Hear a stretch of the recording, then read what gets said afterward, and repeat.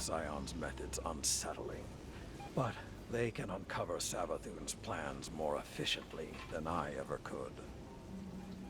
Better to just put them out of their misery.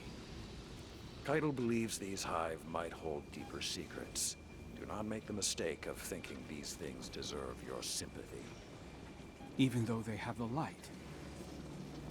Maybe you were the wrong person to put on this assignment. They may be our enemies, but this feels like a new low for the Vanguard. For Zavala. Watch your mouth.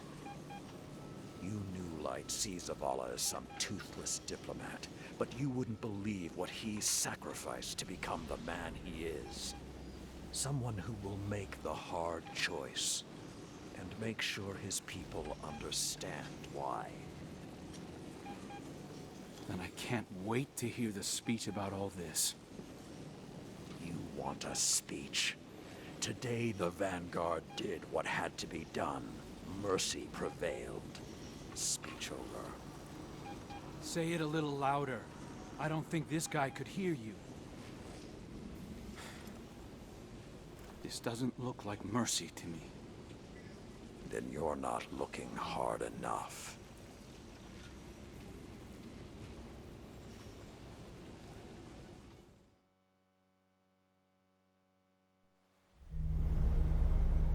Long ago, even before there was a last city, I was deep on patrol in the old forest when a local villager sought me out.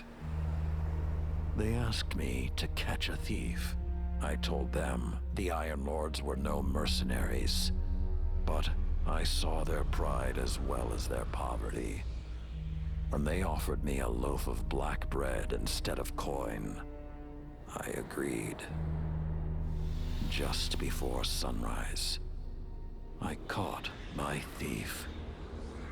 A young girl, stealing what she could carry. Food when she could find it, coin when she couldn't, weapons to protect what she had taken. There was no fear in her eyes.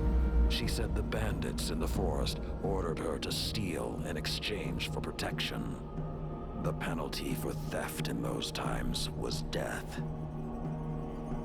Instead, I pulled the crest from around my neck and pressed it into her hands. I told her the wolves would protect her. In a settlement rich with stolen supplies, I found the bandits and cut them down. 38 lives to spare one.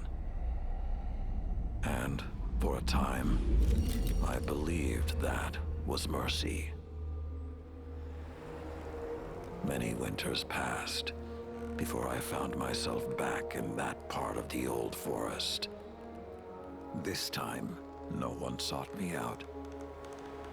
So I sought them instead. Wind blew through rotted wood and rusted metal where the village once stood. And behind it, graves. Then piled stones, then bare mounds of earth, and then a pit. My blood was high. I tore through the forest, hunting for those responsible. Finally, in a settlement rich with stolen supplies, I found her. A lightless woman with my crest around her neck. There was no fear in her eyes. She spoke plainly. When the villagers could no longer tithe, her wolves no longer protected them.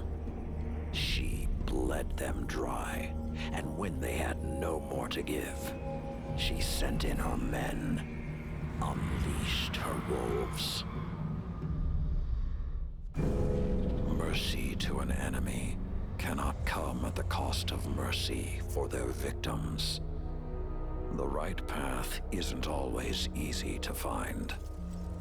But once you do, the only question is whether you're strong enough to walk it.